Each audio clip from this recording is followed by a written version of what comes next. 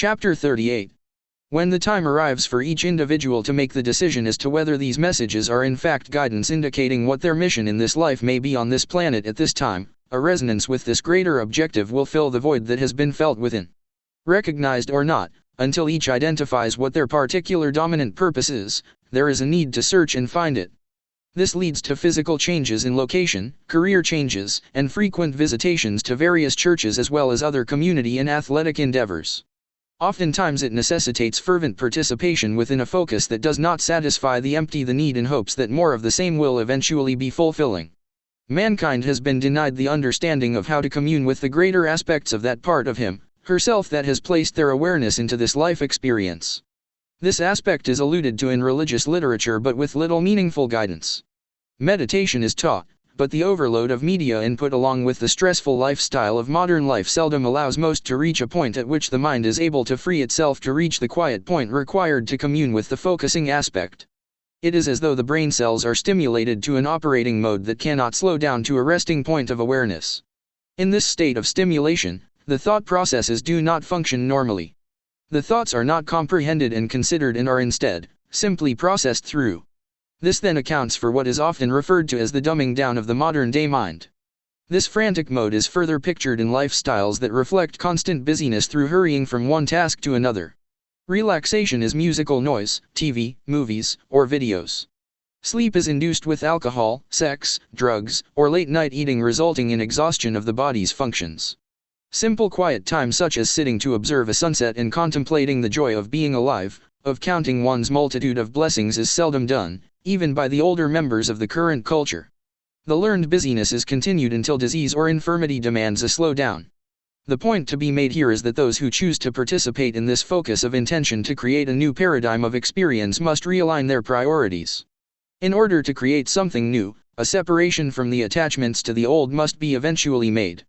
That does not say participation must be given up, but their importance must be allowed to diminish. In order to contemplate what is new, there must be quiet space within the awareness to do this.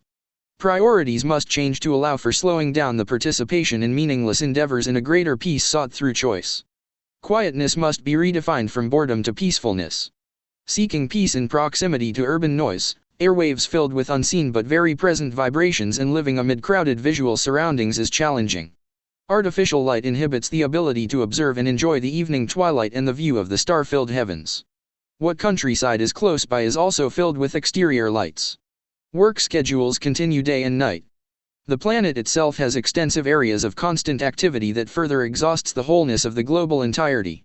Is this purposeful? Indeed, for it separates humanity from its connection to the planet that nurtures it and prevents mankind from reciprocating in any way. Humanity at large is on a taking binge with little understanding of the necessity of a return flow of energy to the planet through appreciation and honoring the provisions that maintain life. How then do those who accept this change of focus come into balance and harmony with the global whole in order to enhance and magnify their presence into a focus that will augment the necessary transition? The way is through applying the laws of the universe within their own experience. It can be done through intention and attention to what choices can be made to bring as many peaceful moments into each day as possible. The law of attraction will work when the attention and intention are clear. Time off from frantic activity, even a small space of quiet time, can have a grounding or quieting effect. Positive prayer that centers on appreciation and blessing of the self and others rather than on what appears to be lacking in life will change the experience. Who one thanks is of little importance, for this again is the need to personify and identify. The power that is sufficient identification. It is the thankful heart, feelings, that is important. One cannot expect to create a more abundant experience if one is not appreciative of what is already within the current experience. By honoring what is, the law of attraction is invoked. Thus it is important to find positive attributes in the current experience to appreciate and honor even as a new paradigm of experience is desired. This is the paradox that is found throughout creation. In order to have what is new, it is necessary to honor aspects of what is present as a stepping stone on which to stand before creating a new stepping stone to continue the progress. To honor something does not make it necessary to carry it on into the next phase. Again, it is necessary to point out that the grateful heart reflects a feeling aspect that resonates with the law of attraction that brings into experience more for which to be grateful. It is the way it works. Chapter 39. As the sequence of events begins to accelerate, it is time for those who are committed to the change of experience for humanity on this planet to seriously focus on the idea of the realization of the new paradigm. In order for it to manifest into the reality of experience, it must first become real in the minds of those who identify with this idea. It is rather like pulling the proverbial rabbit from the hat. The event as seen requires focused intent behind the scene and a great deal of practice in focusing on this desire in order for it to appear. The event itself is a manifestation of the intent that precedes it. What appears as a magical event to the observers involves instead focused practice and the intent to mystify and surprise. There is a direct correlation to the birthing of the planned new paradigm of experience. The new paradigm will arise out of the grassroots desire of humanity to end the current descent into slavery. Under what appears as complacency and ignorance of what is going on in the life of the average person is the feeling that things are not quite right. Beneath that awareness is a cognition that is sending forth a signal calling for balance and harmony within the planetary experience. This psychic signal is the platform that provides for the creation of the new paradigm. It is upon this critical foundation that those who read and identify with these messages have permission to dream, imagine the framework that will begin manifesting into reality the desired new experiences. The key to the survival of this focus lies in its lack of organization. There is nothing to infiltrate and nothing of substance that appears to support its existence. But exist it does. It exists in the minds of growing numbers of individuals and answers untold uttered and unuttered prayers to countless ideas of divine power that is believed to possess the ability to intervene. In truth, it is the manifestation of these prayers and the underlying desire for balance and harmony that is coming forth as the messages and the focusing of these through individual minds into the mass consciousness. This is then the answer to these prayers and desires. The divine intervention is manifesting through those who desire it. The invocation is made through thought and is being answered in like manner.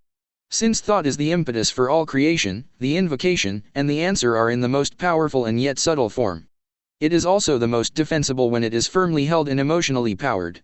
No amount of subliminal influence can alter the emotionally held conviction that is focused upon a desired manifestation. Desire, firmly held in mind with emotional knowingness that the possibility of its actuation is feasible, can and will manifest. It matters only that the perception that is held by many is generally identifiable through statements of purpose. Those who are now actively involved within their own focus with or without a small group have now reached a quorum to allow the invocation of more help from outside sources. Meditations, prayers, and simple thought requests are encouraged to be directed to request help to assist humanity to focus on a different experience as a solution rather than on the problematic situation that surrounds them. Greater awareness of the problems serves to promote an awakening from ignorance, but in no way provides for a solution to those problematic situations that are enumerated.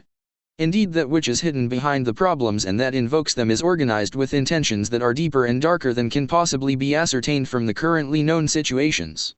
The hoped for return to prior known experiences would in no way hold these dark intentions in check. It must be clearly understood that all hope must be focused toward the invocation of a new paradigm of experience. The past must be allowed to become the past. The future must be imbued with the hopes, plans and dreams of harmony and balance within the application of the basic laws of universal experience.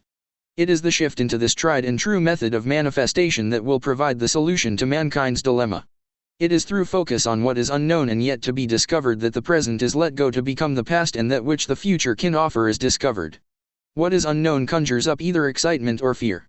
It is important that the ground crew builds upon the emotion of excitement and anticipation in order to provide greater potential for manifesting the new paradigm into realized experience. That which begins as the nucleus of the intention will then draw to it what is necessary to bring about the maturation of the original idea and allow for the what might be compared to cellular growth and expansion of this idea into manifested reality. What begins as a small focus of intent then expands from within and can be promoted further by help from without. The available help can offer protection which enables the natural expansion to continue rather than be contained by those who would prefer that this intentional focus be aborted or die in its infancy. It is this kind of help that it would be wise to invoke during prayer or meditation or focused thought. It is help to help yourselves, so to speak. It is requests for help to open up the path of mankind before them so that it can be seen and understood as it is experienced into reality. That kind of help fits within the laws of galactic citizenship to be exchanged between its members, freely asked for and freely given. Help us to help ourselves. It invokes no indebtedness between members. It is the way of advancement in which all that can, help all that ask, but those must be willing to help themselves in the process. It cannot be done for them.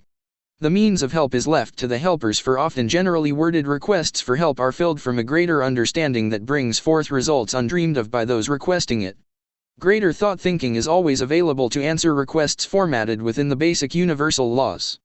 Thus requests including, for the highest and best good of all concerned, invokes this greater wisdom with extraordinary results guaranteed. It is hoped that those who identify with these messages and intentionally change their objective to bringing forth the new paradigm of experience for mankind on this planet will remember to hold this focus in the forefront of their attention. The principles contained are of course available for application within personal experience. It is strongly suggested that dedication toward the planetary whole is the basis upon which the individual experience is focused. To change only the individual experience will not change the planetary experience. However, changing the planetary experience is guaranteed to change the individual experience. Both can and may be coordinated by those who truly desire to take advantage of a time that is ripe with opportunity for rapid evolvement. There is much to be understood, and the choice involved is momentous for mankind as a whole and each individual that chooses to be consciously involved. Pray, think and ask clearly, that enough make the correct choices and purposeful application of focused intention that the highest good is manifested for all concerned. To what or who this request is directed matters not. What is the highest and best good for both individuals and mankind is an unknown. Judgment withheld allows the third universal law to wield its powerful influence. The coordinated action of the first three manifests the fourth, harmony and balance, the essence of the goal of the new paradigm humanity desires to experience. All begins with the consideration of possibilities, then choice. Choose carefully. End chapter 39.